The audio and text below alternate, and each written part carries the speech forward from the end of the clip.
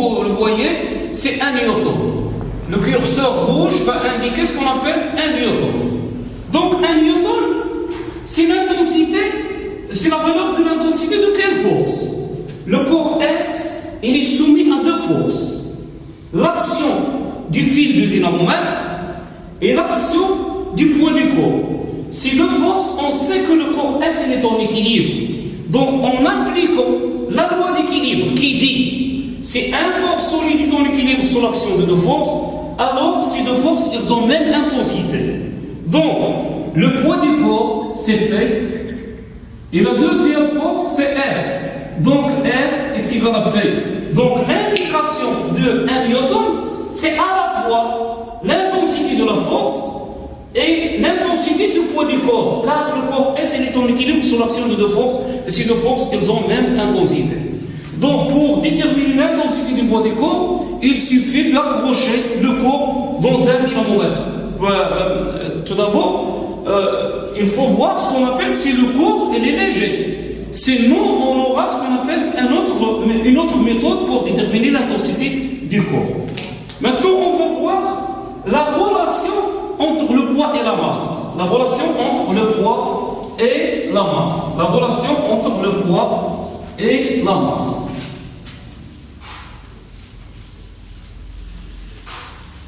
Troisièmement,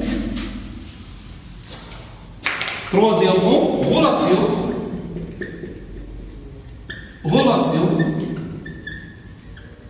entre poids et masse. Donc pour cela, on va faire ce qu'on appelle une expérience. On va faire une expérience. L'expérience est la suivante. Prenons des corps de masse différentes, puis on mesure leur poids, car le même dynamomètre sont changés le lieu. C'est-à-dire, je ne peux pas changer le lieu. Donc on va prendre, on a un dynamomètre, et j'approche, ou bien on suspend au dynamomètre un corps. Et chaque fois, je varie ce qu'on appelle la masse. La masse du corps va être variée. Et je détermine l'intensité du poids du corps. Et je détermine ce qu'on appelle l'intensité du poids du corps. Maintenant, on va réaliser cette expérience. Donc, on va dresser un tableau. Je vais dresser un tableau. On va dresser un tableau. Maintenant, on va prendre des masses différentes.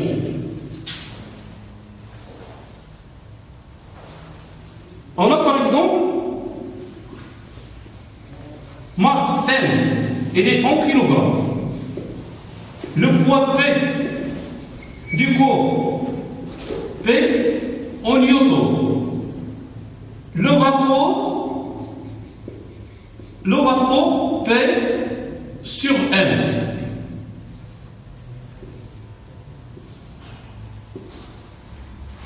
Donc pour la première masse, j'ai par exemple 100 grammes. La première masse, je vais utiliser 100 grammes. 100 grammes, c'est 0,1 kg. Le poids P, l'indication du dynamomètre, c'est 1 newton. Lorsque j'approche 100 grammes, le dynamomètre va indiquer 1 newton. 0,2 kg. Lorsque j'approche 200 grammes, je vais changer 100 grammes avec 200 grammes. Le dynamomètre va indiquer 2 newtons. 2 newtons. 0,3 kg, 3 newtons. 0,4 kg, 4 newtons, etc. 0,5, etc. Maintenant, on va voir le rapport. Je vais écrire ce qu'on appelle le rapport P sur M. Je vais diviser P sur M. Lorsque je divise P sur M, ça nous donne 10. 1 sur 0,1, ça nous donne 10. 2 sur 0,2, ça nous donne 10. 10, 10. Donc, comme vous le voyez d'après le tableau de mesure, ce rapport, ou bien ce coefficient, il est constant. C'est-à-dire, tout d'abord, on va prendre le même endroit. Je travaille dans le même endroit. Je n'ai pas changé l'endroit. Donc, puisque ce coefficient est constant, il nous donne une idée sur ce qu'on appelle la proportionnalité. C'est-à-dire que P, elle est proportionnelle, car vous avez déjà vu en mathématiques que lorsque le rapport, je change P et M change, mais le rapport ne change pas, on dit que P est proportionnel à R. On dit que P, le poids est proportionnel, le poids est proportionnel à la masse. Et le coefficient de proportionnalité dans cet endroit est égal à 10. Donc j'écris P sur M est égal à 10. L'unité de P, c'est le newton. L'unité de M, c'est le kilogramme. J'écris le 10 newtons par kilogramme. Donc c'est le coefficient de proportionnalité. Donc je vais tracer ce qu'on appelle ce diagramme, ou bien la courbe que représente la variation de P,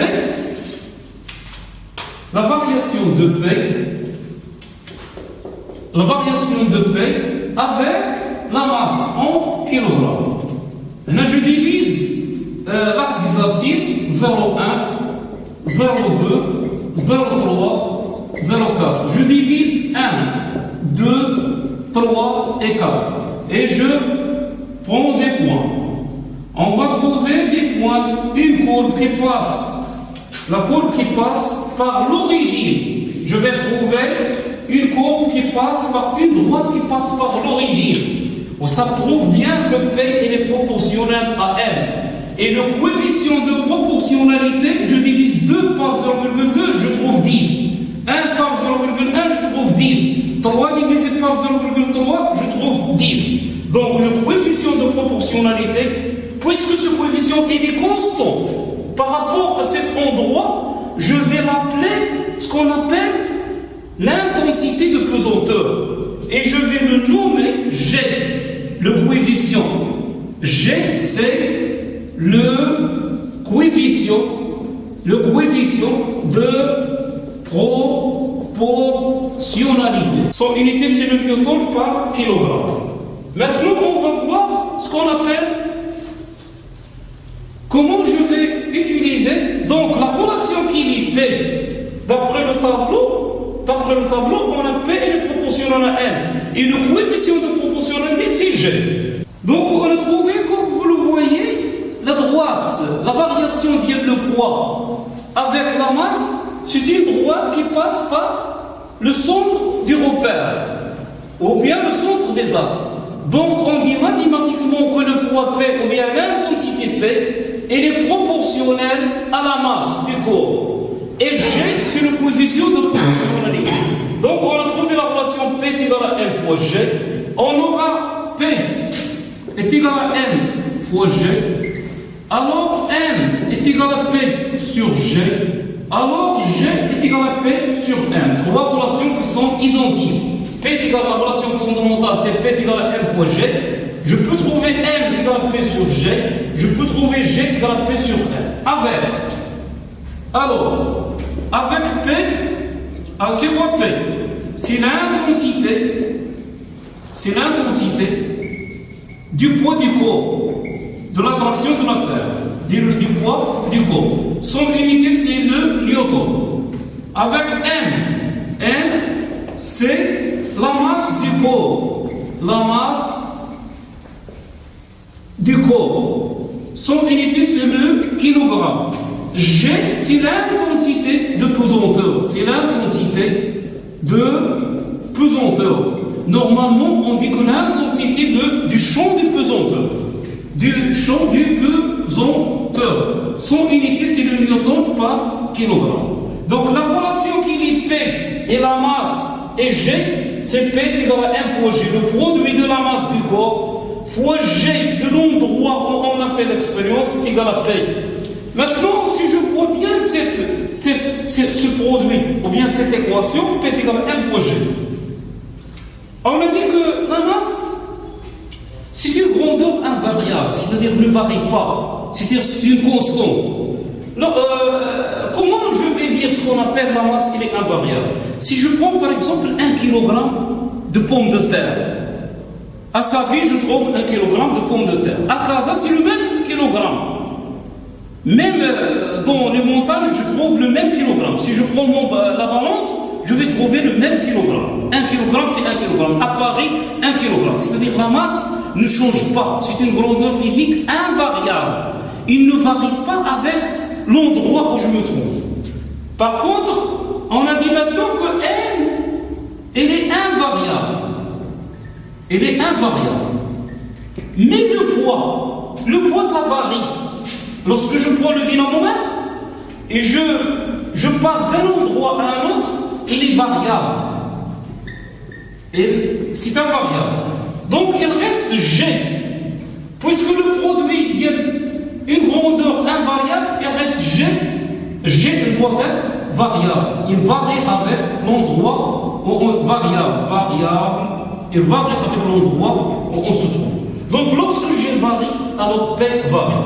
Donc la variation de P, il a une relation avec la variation de G et non pas avec elle. Donc comment varie G? L'intensité de pesanteur, comment varie l'intensité de pesanteur? Maintenant je vais prendre par exemple la Terre. La variation, quatrièmement, variation du poids du corps. Je prends la Terre. La Terre, elle a une forme d'une ellipse. Ils n'ont pas d'une sphère. Il n'a pas la forme sphérique. Lorsque je parle d'une ellipse, il a 2 diamètres. Donc si je prends le corps ici, et le corps ici, il est plus proche du centre de la Terre. Donc il est plus attiré par le corps, par le centre de la Terre. Et maintenant le même corps, il est moins attiré. Donc P, on aura un poids P est égal à R fois G. On aura maintenant le même corps, P' est égal à R fois G'. Donc ce qui varie ici, c'est G. C'est G. On a fait varier ce qu'on appelle ton droit. On parle que G, P est égal à M fois G. Donc G varie avec quoi? Avec la latitude. La latitude. Il varie avec l'endroit où on se trouve sur la surface de la Terre. Puisque tous les endroits n'ont pas la même distance au centre de la Terre. Et il y a des corps qui sont plus proches du centre, et il y a des corps qui sont plus loin du centre. Lorsqu'on est loin du centre, le poids diminue. Lorsqu'on est proche du centre, le poids augmente. Donc, G varie avec la latitude. Est-ce que G varie avec l'altitude? L'altitude, je l'appelle l'altitude R'. Maintenant, je vois, par exemple, je prends le même endroit et je monte vers le haut. Lorsque je m'éloigne de la Terre, P devient R est égal à G', une autre poids, de même corps. Par exemple, si la masse de corps est égale à 60 kg, alors la masse est égale à 60 kg, mais le poids va diminuer. Au fur et à mesure qu'on augmente vers le haut, G diminue. Lorsque G diminue, donc le poids diminue. Donc G varie avec l'altitude. L'altitude, que c'est moins l'artifact. Maintenant, on peut, donc lorsque G varie avec la latitude et G varie avec l'altitude, automatiquement, alors P, il varie avec la latitude et avec l'altitude. On peut se demander, lorsqu'on va voir maintenant, sur le tableau, on a G de la Terre, c'est 9,81. Sur l'espace, sur la Lune, 1,62. Sur Mars, 3,7. Je parle de l'altitude. La latitude. Je prends des endroits différents dans la Terre. Dans l'équateur, G est égal à 9,78. À Paris, 9,81. Au pôle Nord, 9,83. Donc G varie du pôle Nord à l'équateur. L'altitude. Au niveau de la mer, on a 9,8. G est égal à 9,8. À 1000 mètres de la surface de la Terre, 9,811. À 4000 mètres, lorsque je monte 4000 mètres, G est égal à 9,802, c'est-à-dire que G diminue. Et donc, lorsque G diminue, alors le poids diminue. Au fur et à mesure qu'on s'éloigne du corps de la Terre, le poids diminue. Maintenant, on va voir si je change de planète, c'est-à-dire je me déplace d'une planète à une autre. Est-ce que le poids va changer ou non? Lorsque je prends la Terre, c'est la Terre. Ou je prends la Lune, on voit que les astronautes baignent, rois de Fada, ils baignent dans l'atmosphère de la Lune sans tomber sur la Terre. Ça veut dire quoi? Que l'attraction de la Terre, dans cet endroit, il est plus important. On aura ce qu'on appelle l'attraction de la Lune, mais l'attraction de la Terre, elle est très faible lorsque je suis proche de la Lune. Donc chaque astre, ou bien chaque planète, il a ce qu'on appelle une attraction. Il a ce qu'on appelle son G. G de l'astre, G de Lune. Par exemple, G moyen de la Terre, G moyen de la Terre est égal à 9,8 à peu près newton circulaire. G de la Lune, c'est quoi G de la Lune? C'est 1,63 newton par kilogramme. Donc G varie. Donc, lorsque je vois ce produit-là, le poids varie. La masse ne varie pas. G varie avec la latitude, c'est-à-dire à la surface de la Terre, je change l'endroit. G varie avec l'altitude. Avec l'altitude, je monte dans le même endroit, je monte vers le haut. G diminue. Et G varie d'une planète à une autre. Oh, n'oubliez pas, lorsque je peux travailler P égale à M fois G, je n'oublie pas, si je travaille par exemple à la fois à la Terre ou à la Lune, je peux préciser P de T est égal à M fois G de T. Pour le même corps, P de Lune est égal à M fois G de Lune. Si je prends le corps de même masse et je pèse ce qu'on appelle son poids par le dynamomètre, sur la Terre, je trouve P de T, car on a G de T. Mais de la Lune, P de R dans la Lune va diminuer. P de R est égal à M fois G de T. On va donner ce qu'on appelle un exercice d'application, un moment pour réfléchir. Pour l'exercice 1. On suspend une bille à un appareil. La première question c'est comment s'appelle cet appareil de mesure? Deuxièmement, donnez le symbole de l'unité du poids. Troisièmement, quel est le poids de la bille? Quatrièmement, on déduire la valeur de la masse de la bille.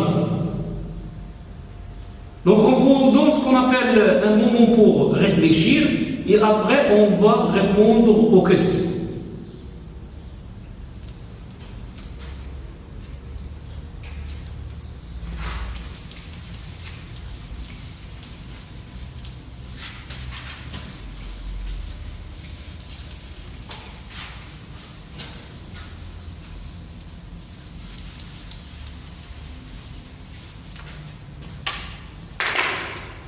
La première question.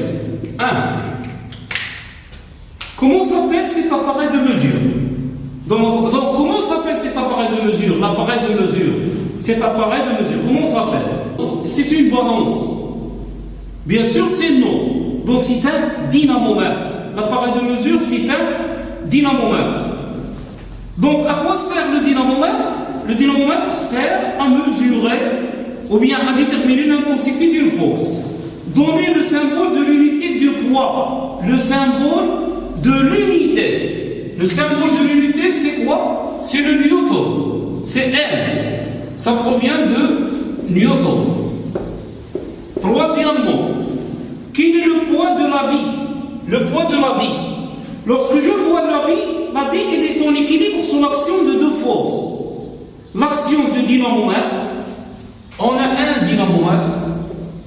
Le dynamomètre indique 0,6 newton. On a déjà dit pour cette indication du dynamomètre, c'est à la fois la force exercée par le dynamomètre sur le corps S et à la fois la force du poids du corps. Ça, c'est le poids du corps P et la force F. Or, l'habit est en équilibre sur l'action de deux forces. Ces deux forces, en appliquant la loi d'équilibre, ils ont même intensité. C'est égal à 0,6 newton. C'est égal à 0,6 newton. Quel est le poids de l'habit? Donc, P est égal à quoi? Est égal à 0,6 newton. Quatrièmement, on déduire la valeur de la masse. Pour en déduire la masse, quelle est la relation qui introduit la masse? Ou bien on va trouver la masse à partir de quelle relation? Je vais utiliser P. On sait que le poids du corps il est proportionnel à la masse. Et la relation de proportionnalité est égale à M fois G. Donc M est égal à P sur G. Puisqu'on travaille sur la Terre, donc 0,6 newton sur 10 newton par kilogramme. Je simplifie par le newton, ça reste 0,06 kg. C'est 0,06 kg. Maintenant, on passe à l'exercice 2. Pendant les travaux pratiques, Nabila trace la courbe suivante. La courbe suivante, c'est une droite qui passe par l'origine. Ça prouve que le poids P est proportionnel à la masse. Et le coefficient, on a déjà dit que le coefficient de proportionnalité, c'est G. C'est l'intensité de pesanteur. Donc, comme vous le voyez dans l'écran, cet exercice, je parle de l'exercice 2. Nabila peut-elle affirmer que le poids et la masse sont proportionnels? Eh bien, puisqu'on a une droite qui passe par l'origine, mathématiquement, le poids est proportionnel à la masse. Lorsque je vois, ou bien je réalise une droite, une courbe qui passe par l'origine, alors la grandeur qui se trouve dans l'axe des ordonnées est proportionnelle à la grandeur qui se trouve dans l'axe des abscisses. Donc P est proportionnel à G. Donc P à M, P sur M est égal à G. Petit b. Petit b détermine graphiquement le poids d'un objet de masse 350 grammes. Donc 350 grammes, on a 350 grammes est égal à 0,35 kg. Je vois 0,35 kg. On a 0,37, 0,3, entre 0,3 et 0,35 kg. Je monte vers le haut, je trouve à peu près 3,5. 0,35, ça nous donne 3,5 newton. Donc 3,P est égal à 3,5 newton. Tissé retrouve graphiquement la masse d'un objet de poids de 4,5 newton. Je parle de 4,5 newton, l'axe des ordonnées, 4,5 newton. 4,5 newton, ça nous donne ce qu'on appelle 0,45 kg. 0,45 kg. Donc lorsque le poids est 4,5 et les 4 P est égal à 4,5 newton, donc cette droite, c'est un ensemble de poids.